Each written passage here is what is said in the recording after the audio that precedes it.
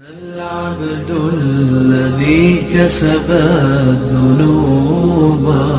Мы работу провели где-то 3 месяца назад, как мы узнали, что есть такой мальчик-чеченец. После того, как уже появился в интернет ролик с мальчиком, с его отцом, было поручение главы республики ускорить поезд и возвращение Билала поскорее домой. Чтобы вернуть Билала, нам пришлось встретиться с высшим руководством Ирака. В этом нам помог Рамзан Ахматович Кадиров. Так нам удалось получить решение Верховного суда Ирака. Он содержался в самых худших условиях. العبد الذي كسب الذنوب.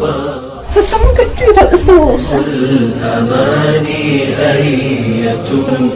حاتم دينك دخون دون حينين حيتانستكي ضمنك عن بوم غير وكم داو سيدو ريس غير